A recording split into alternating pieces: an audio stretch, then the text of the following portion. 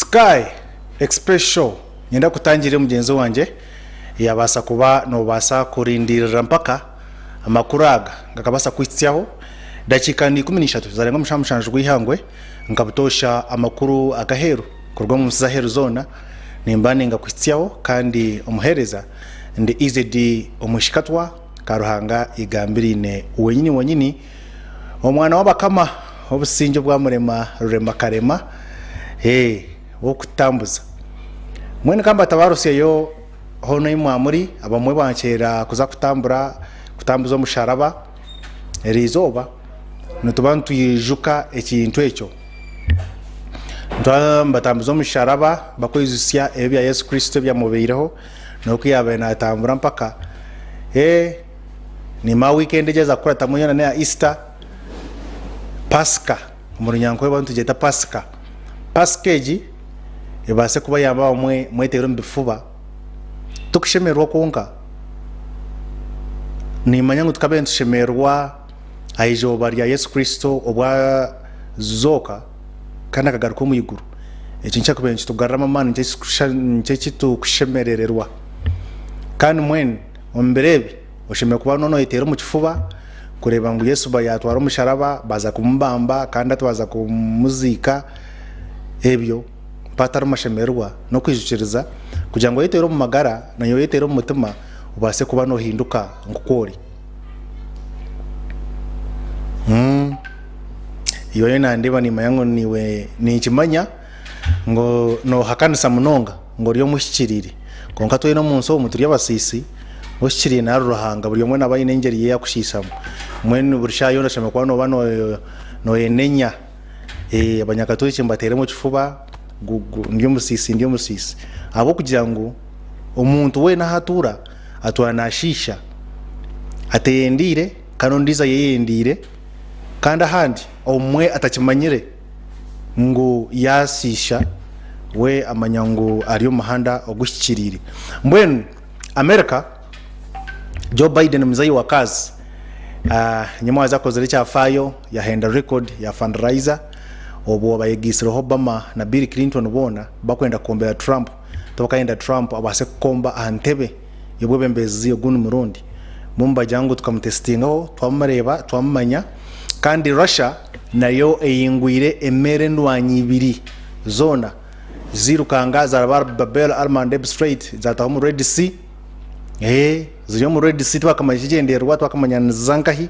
Russia ziyungwire yaztasya mu Red Sea kuchumba jizana kuteka hobu nkenke na nebindi kandi koti yensi yona International Court of Justice yaragira Israel kurugayo mwaka gumwe mwezi gumwe kasindika arepota ya South Africa ya kujishaba South Africa yaremeraho South Africa yabaka baro munkito ar Israel South Africa bantumu kechumba jiza Israel kandi mwena kare nana kusumurra kanyije tituberebe deni omuri Russia naye bigenzere kubana bigisisikaraho bwanyuma ya Ukraine kubasa kuba netera drones zayo abarna mukaga omukeke kihwire omukiro kimwe kiti Ukraine banise kutera hansi drones abarna mukaga za Russia kandi na Russia nayo yabasa kuba ne manning down uko kugira defense system yabo zimwe za Ukraine na za tanka zikozwe muri America ebyona Sky Express Show nanye izedi omushikatwa karanga igambirine omwana wabakamo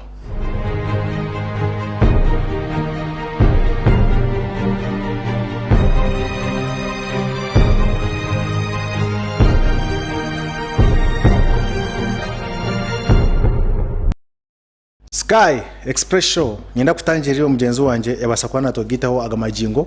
mbwen omuyikiro cya nyamwazyo Joe Biden ahenze record iyo munyabyo bembezo muri America tine mwebembezo wena arahordingire fundraiser event akarugamo na sente ez Biden ezakozire ahiremo million za $25 omukiro kimwe omu event emwe zukuza kufandinga campaign ye muri America tinara chikozere ku holdinga event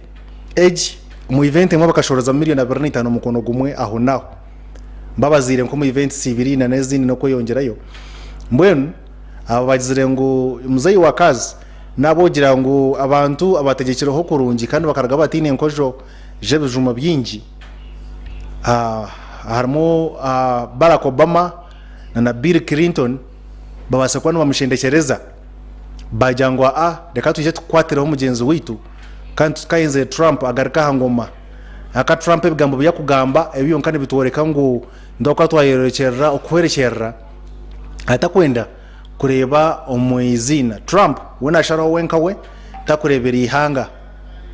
mwene bona bagenzere babaye gukunganya bajangureka tuze kugenda tumatiza abantu aba bawase kwamba tuhereza makasente akara running a campaign zez istora ko sombururu akarukiya ka America ko president ninjira nkabagambira election method ya America cece kugamba ntito mu Sky Express show tutukwasa kumanyisa kandi tutakucengise aba mu mahurira kwa karuru ka America ko president nako ku 11 numujyango bakutera president omuri America kwinza kushoboraho America barabo mu electoral colleges America president narondwa the majority when president yamara koronda vice president we uyabena running nawe bakora mu campaign ekibina cyamara kubatongoza hati umurimo gwabo no kuraba mu every state mwengo kwa kwa nogenda buri district no ka Museveni kia kuiza nko mu district wishitini sam 7 president Museveni kayizo every district ar campaigning ati nyabara mwana abeshengereza mu mpere ogwa NR Makaruru nyabara mwana abeshengereza mu mpere ogwa NR Makaruru nguwa kuranga bobo ine wona atambura na jate mwana abeshengereza mu mpere zo gwa nupa Karuru ya Simba MP omwishenjero omwishaza ryanyu mbeni mwatera MP ogo hati ba MP abo mbagenda bazo mu congress mwen bamara kukema mu ishenjero bareba through babara the majority no haine majority akwa ine ba MPs bingi of course Akaruru mbatekwa castinga kugira ngo yasinga aboja mbabari yo mupatejo mweno muri America bakuba bebembire ne 2022 Democratic Party hamwe na Republican Party ejo Trump nwayebembire omukaruka primaries kujukwatere bendera kandi Democratic Party nuwe Joe Biden ayisimbre ticket ejo nwa kujebembera mwena tu omukaruru mbaku mashana barebe Trump na Biden na Trump kuza kusinga akiza Republican Party ebendera ejo still yayisimba na Hillary Clinton aba Democrats singa Democratic Party nominate injire Hillary Clinton omukazi wa Bill Clinton yabe abiro president wa America mwene omukazi wona yakayisimbire omukaruru ke2016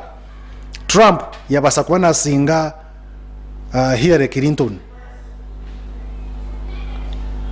kwa maze kumusinga Trump ya agenda akarura kakuratsireho bamutera abo kuba akaba na facing na Joe Biden yesimba na Joe Biden bija bamutera akaruru yabasa kuba nikamushitamira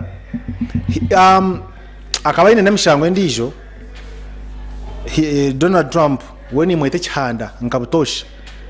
konka hati ekibata kwenda garisha abo kurembeza ni kimwe wena haya Trump ogu aine mwikininga cye wenko muntu aine kininga cyo kugira ngo bakaba bori yo makari against we ishenjera congress yaza against we kumutera karuko ko yamwe wese jenga president mwenwe atuyine nikininga cye naenda ijagaruceho abarebona bayamba musinikira mino munsaso ko se kigambe cyo konka bona babere no mupinga wencha kwenda garuke akoze bukimwe cyo kubasika emishango yona agisharashara endijo yagiteka batahibe ba aids be kugira ngo abase kwerwaho aremishango egita kwasa kumuzibira kwesimba bwa president mwene yona kureba ngo hatarikirini ate mishango yayine ninke egita kamuzibira kugira ngo emuzibire kwesimba bwa president nagumuza maye simbe mwene ibintu byo bibireyo obu Bill Clinton na Barack Obama begisire ahari Joe Biden a music call bakabasa kuba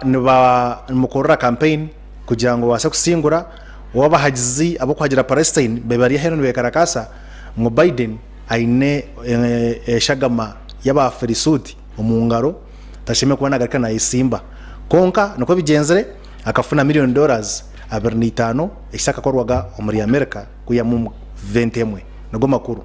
Arrived at Radio City Music Hall in New York, more than 5,000 people are attending the event. Now, the president will test the power of the campaign cash as he faces off with Republican presidential nominee Donald Trump. $25 million was a major show of Democratic support for Biden at a time of low poll numbers. This event also brings in much-needed support for Biden for more than 3 decades of Democratic leadership. Former President Barack Obama hitched a ride from Washington to New York aboard Air Force One with Biden. Meanwhile, former President Bill Clinton was expected to meet them at the event. Clinton will participate in a discussion moderated by The Late Show host Stephen Colbert at the iconic Radio City Music Hall. Musicians Queen Latifah, Lizzo, Ben Platt, Cynthia Erivo and Leah Michelle are slated as performing at the event. Moreover, some high-paying attendees will get their pictures with the 3 presidents taken by celebrity photographer Annie Leibovitz. Now, in contrast, a Trump campaign advisor said that Trump won't be able to match Biden's totals. The advisor blamed the disparity on the Democrats' billionaire supporters and Trump's campaign fueled by grassroots working-class supporters. Although Trump had proved with his 2016 win over Democrat Hillary Clinton that he doesn't need to raise the most money to seize the presidency. It is, however, to be seen if he is able to pull off a win in a similar manner this time as well. Meanwhile, the fervent protests occurred on the streets outside the fundraiser's event, with participants engaging in heated debates. Demonstrators waving Palestinian flags denounced the U.S. administration's foreign policy, particularly its support for Israel. They branded the Democratic leaders as war criminals.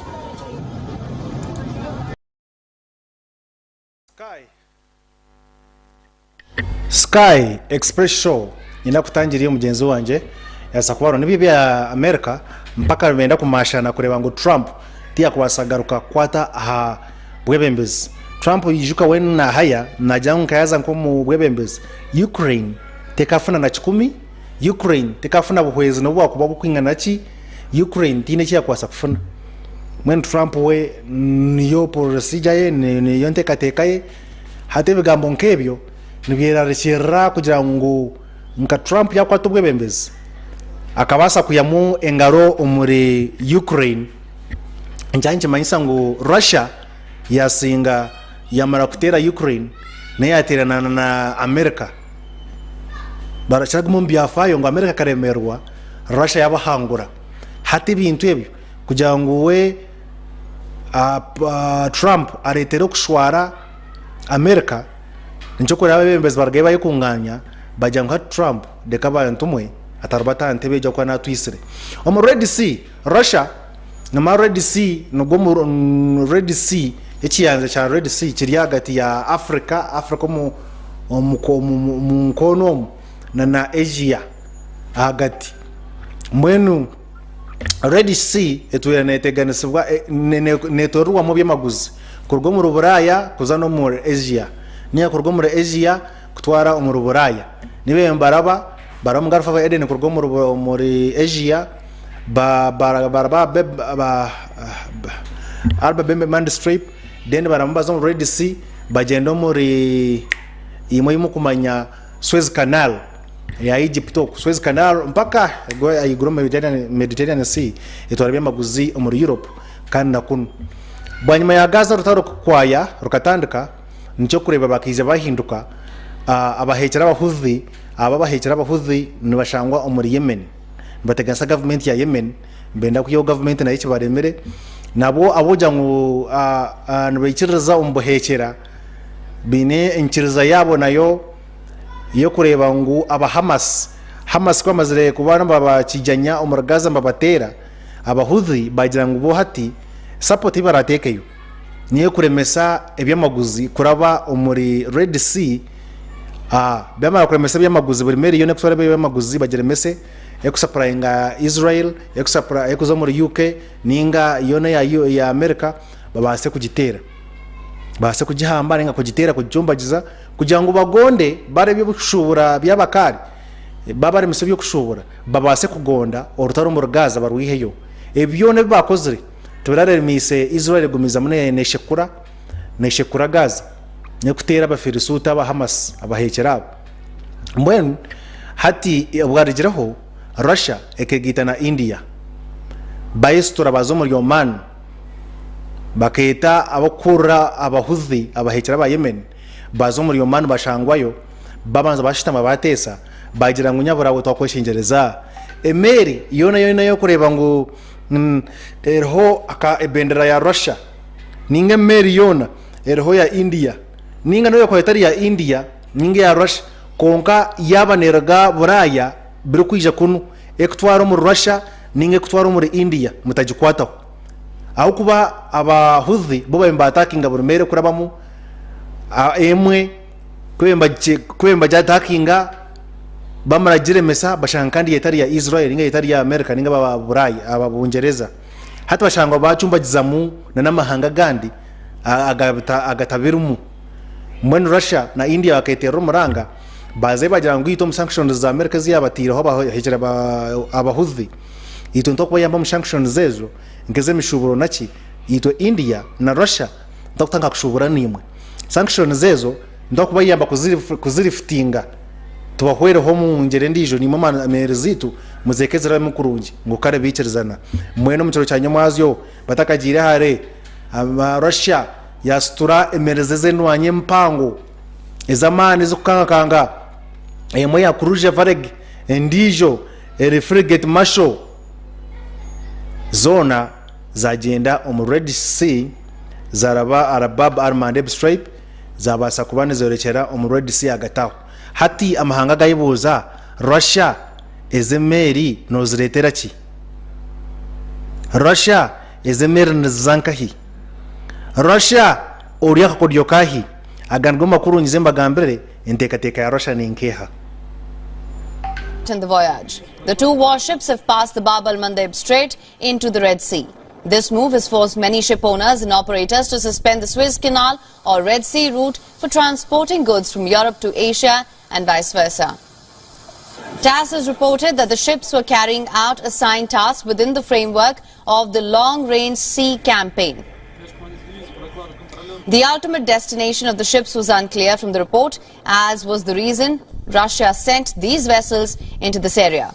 Houthis have been targeting vessels to prevent Israeli-linked ships from passing through the Indian Ocean. According to reports, the group told China and Russia earlier this month that their ships can sail through the Red Sea and Gulf of Aden without being attacked. This was an exchange of the two countries providing political support to the Houthis and bodies such as the United Nations Security Council. However, the US Central Command reported about the Houthis firing a missile at Chinese-owned oil tanker Huangpu. CENTCOM highlighted continued risk to shipping in the seas of Yemen despite the agreement. This also comes after Iran, Russia and China held joint naval exercises in the Indian Ocean earlier this month. Both the Varyag and the Marshal Shaposhnikov took part in the drills, which Russia said were meant to practice safety in maritime economic activities. The Iran-backed militias have been attacking ships in the Red Sea and Gulf of Aden since November, calling it a campaign of solidarity with Palestinians during Israel's war with Hamas in the Gaza Strip. Months of Houthi attacks in the Red Sea have disrupted global shipping and has forced shipping firms to reroute to longer and more expensive journeys around southern Africa.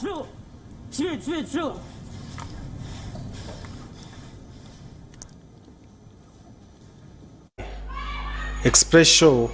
ya mugenzi wanje aroho ninjante namureba Russia icye kubaza Russia yo kurebera aha basa kureba ngwemereza ize nwanyizi basa kurabamo batekateke bindi hat of course warabo mu Red Sea haramuchano ekuzo mu Israel wamanyota nkarosha burijo kuyabona injira Israel kagira ngo twayenda Israel ntwakora obushaho wamanyota kiya kubane nizebuzabuza zikatemba zikaza umuri Israel zikakujikora obushaho America niye ine bases military bases on Horn of Africa. For example, ka Djibouti ine ho military base. Djibouti eri omu ihembere ya Africa ho omuka kusembayo na yene etana na Red Sea na Bab el-Mandeb Strait akanyako Djibouti nike kunywana nheri kandi America aine yo military base wamanyota kia kwanera ba omu Red Sea Russia hine spy network yene yakora ninga ine pima base za America akwa ine mu Djibouti aho mu Somalia wamanyota kia kuba eriyo nepima ninga ezemerezi kiza kubaziriye ezenkesi yes nendwanyi konkato operation kia kujetari yo kurwana operation yo kubega mwene buri omwe na yayirecherire kandi Russia ngakujanta ati aina man nuwa kugamba otine man no hunama kandi aina man hari yabo bayombe yongera kufunira kimwe amana mingi abina man mingi mbe cyongera kufunira kimwe amana mingi kureba ngo babasa kucumbagiza obuhereza omukire kiwiroho drone ya Russia emwe igenzere yagwa mu Black Sea pilot yabasa kuba na guruka mu bukirikare asa kusurvivinga ayazomu konka omukire kinkugambe iki Russia ebe yatakingire Ukraine eri kwenda kugitera kisumagiza munonga yasindika drones kutubombinga Ukraine ekwenda kujibomya ugitereza bomu kujishisha omukire cye kihuiro hati na Ukraine nayo ebere yetegere nkabutosha ya maninga down ya shootinga down ya drones za Russia ezikwinga na barna mukaga omukiro chumwe kuruga ombichweka bien bichweka ebikutana bichweka byingi mwene bitakushana muri Ukraine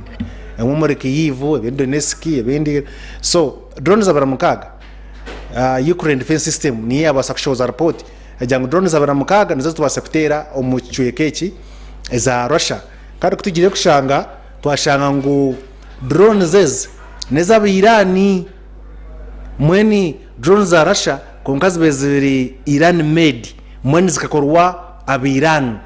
technology roho ne abiran na features koje kuza kuzicheckinga mweni bashanga ngo zino zimwe drones ezi Iran yabehire Russia kujiyamba ho ninga kujuhwera umurutaroro Russia nayo nayo tero kubi yajangwa nite twase kutera tanks nyingi za tanka nyingi eza Ukraine ezebeine haramunke za America ezishangire emwene y'abagine ya America haramune y'abagirimani muntu wasabana yo kugitera nkando bwire bwo no burabero homo mu bwire burabero hobo ntwena ko according to the Russian Defense Ministry yabasa kugira ngo ebasekutera hansi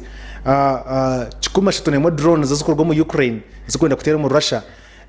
air defense system yabo yabasa kuzimaninga down kandi haramuna za rockets zizindukwa yabasa kuba nizitera hansi mwene ubona buri omwe aina achievement haramutahiwe icyakushisha nicyakwenda gamba batajangu yahwa amani nanogu nawe atanobiha na yankutireche agango makuru but not before the pilot managed to escape within an inch of his life. The Russian-installed governor of Crimea said that the pilot ejected and was picked up by rescuers but gave no detail about the cause of the crash. Meanwhile, Maria Avdiva, a Ukrainian security expert, claimed that it had been shot down. while other pro-Ukraine Telegram channels speculated that the cause was a friendly fire.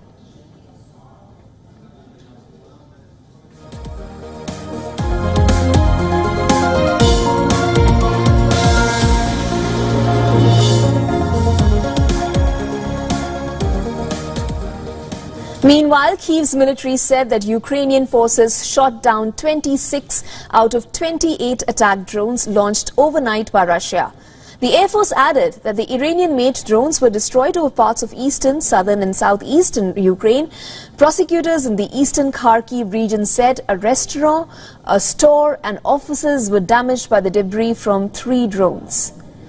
Now, while the Air Force added that Russia's overnight attack included several types of missiles, the Odessa region governor Oleg Kipper said Russia carried out a separate missile strike later. However, no injuries were reported. Russia has launched regular airstrikes on population centers far behind the lines of its 2-year-old full-scale invasion of Ukraine. Moscow, on the other hand, claims to have destroyed Ukrainian tanks, including one US-made tank, along with various equipment and facilities. The Russian Ministry of Defense said that in the past day, their air defense forces destroyed 131 Ukrainian drones and shot down multiple rockets.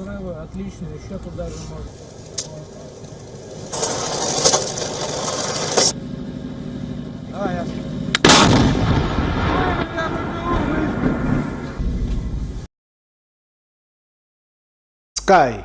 Express Show.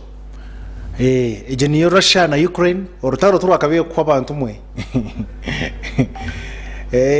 Orutaro wa Ukraine na Russia turwakabire kwa akwa buri party ninga buri chweka kiriyo kine bigenderwa byacyo. Ukraine ekigendero cyane jangu babase kustopinga Russia orutaro rweraho kandi yegarure bichweka byayo. Russia ebichweka bina tureti nkwasa kuhereza kandi nzagumiza muri nkushekura hati Ukraine na Russia ekiremise gutaro kwa na America nyoka mbagambira mazimo tarori otarwa Ukraine na Russia ekiremise kwa na America na NATO na NATO hati Ukraine Russia Putin ogukorera Putin orutaro kwa norweraho ebichweka byabe nayenda akabahamba byahwa yabisecuringa yademwe bakakabamo retreatinga konka nasa securinga ebichweke ebyo akanowe mbatera karuru ebichweke byahambira Ukraine byona bakambitera karuru kubwa president mu Russia mwen konka Putin nagaka yebuza kina kurekeraho America ji netensa china NATO no planning achi kuba kunshekura awenchi ntaku gumiza munor taroro ndoko draininga ningash nyonka rangira tantor taro narwemereza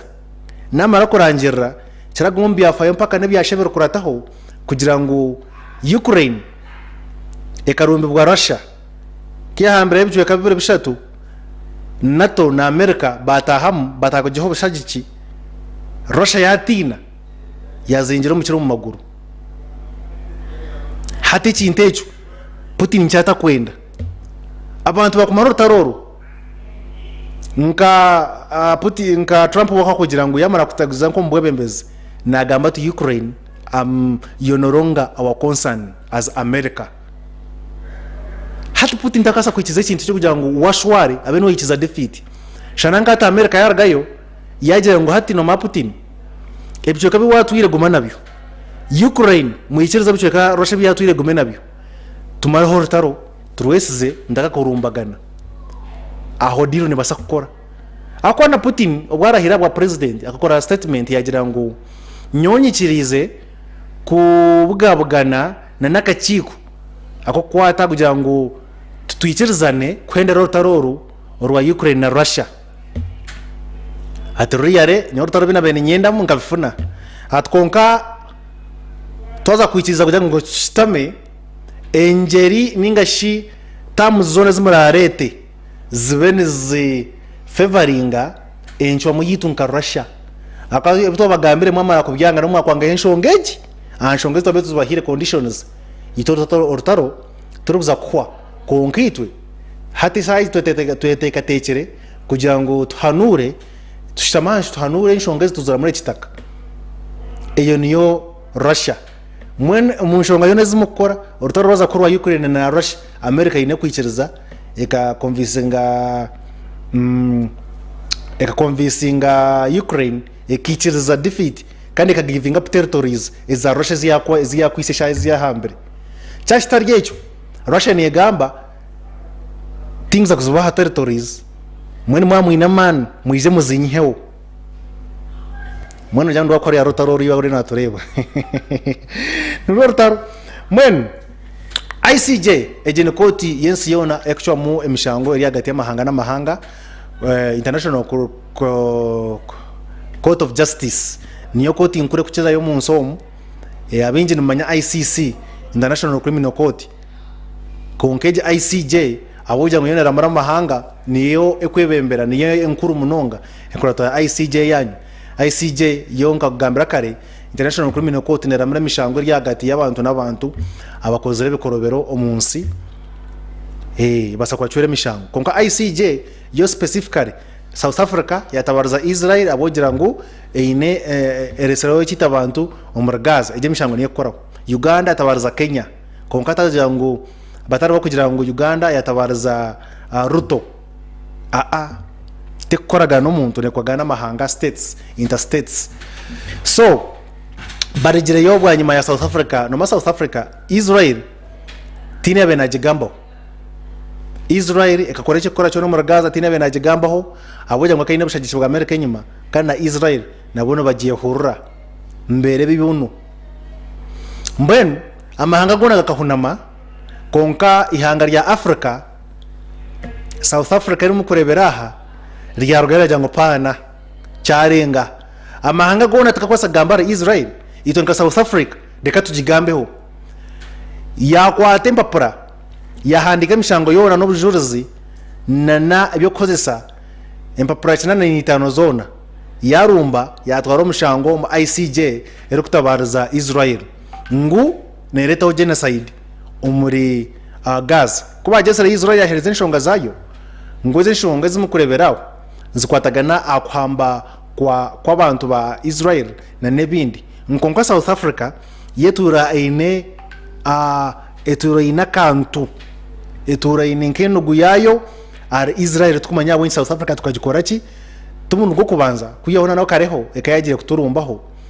konka hati yargaye mu rwatu yaturumba mwene kuba Israel bagamba Israel etekateka byo kwenero rutarero kandi ebase no kutekaho empenda eziya kubasa kugira ngo abantu babutosha tubabasa kafera mu munonga na nabana bato yane rumba bahekera bonka itakwita abantu babutosha mwene Israel kikira hagati yabachitwe guba yakwata ya broking emhanda hate kagira ngo imwe bohereze bo buyambi ni mureto buyambi by'ibikuriya na embazi mujanjaba abahekera akwa bahekera baba Hamas bejwanzeze omu bantu babutosha hati mwe muragurra mukumana muragurra abantu babutosha muhereza ebyo kurya mukumana muhereza abantu babutosha kumbe abantu babutosha mu mugamba abahekera ntibakweshereka abahekera barumumba abantu babutosha mwe nito ntubareba mwene kuza korecho ndo ku broking emhanda yona yo kureta buyambi to broking emhanda yo kureta byo kurya enjare banze yabita aho bitongore byo buyambi byona byagurukayo byahereza yenshonga zabo bajya ngo Israel bakwisa abantu ba Gaza enjara barumbera Rafa batera kandi bakutera na hati mahanda yo buyambi naye ekingirwe mwene bakwitwa enjara reporter yasho wize Gaza Ministry of Health ya Gaza ekagira ngo abantu bayonu bakwitwa enjara kandi abantu nyamwinji enjara ne kubita abamwe bitwa enjara abandi ebyamagara nibyo bibi tibine mbazi Israel yawe kwata ya teke bitui omatu mwene hati ijo burigiro akakiko ko kurra byo kwirinda byensi yona United Nations Security Council estamere yagira ngo Israel warenzya omurafa otakaka kurumba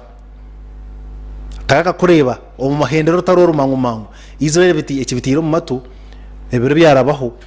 hati ICJ South Africa gariche ya calling up ICJ ngo bantu na United Nations Security Council shitambe yahereza amateka ibiragiro yaragira Israel kuhendero taroro Israel tineke kora namwera kutugambira ngo Israel is above the international law. Israel niyo kutegeka amateka go kutegeka ensiyona. Israel katini hangaru kujigambo amahanga mwena kamwegise kamugamba Israel kamutine kimukoro nomukoma kugamba Israel yeko magugumane korebwo wayo itonka South Africa bajutwire mukoti mwatweta mubusha muri mwarango twine makuru Israel esemekwane ensa ninge mishangweji yitako kandi hindere no rutaro mwenu umujwari ya nyumwazo ICJ esamoningira Israel bija bastama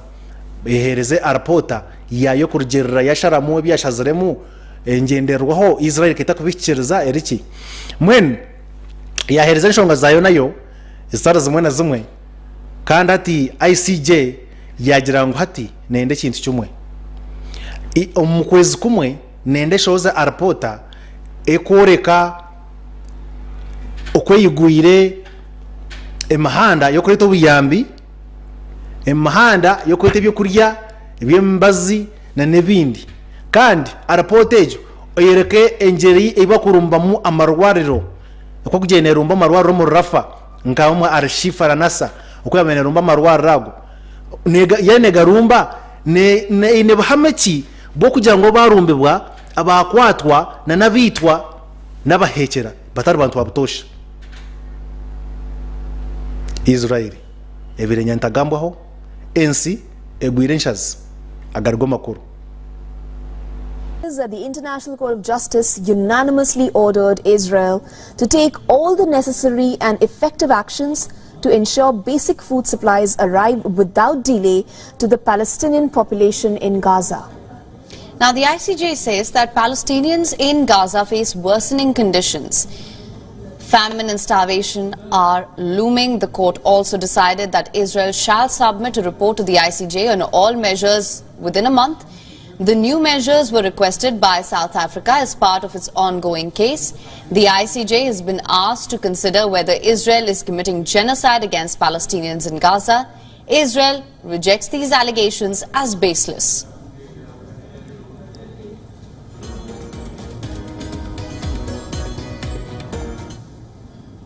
On 27 October. In January, the ICJ, also known as the World Court, ordered Israel to refrain from any act that could fall under the Genocide Convention. Israel was told to ensure its troops commit no genocidal act against Palestinians in Gaza. 2023, the United and circumstances are sufficient to conclude. This is a war on our home. Hey, niwe Israel ebyo esemza ezigwire inakwate umuntu ogu omwe tugenda mu Easter omuntu omwe wenka yarabemu no nkwasa kugenda mu Easter nyenda kureba omuntu omwenka kamenche bere messages aha ejo kusimanyi message ani abuziza wano mbadde ndabyeko question roddawa anyway eno ne bwenjireka ndowooza then ndyoke ndabe bwensibira abantu wano messages wano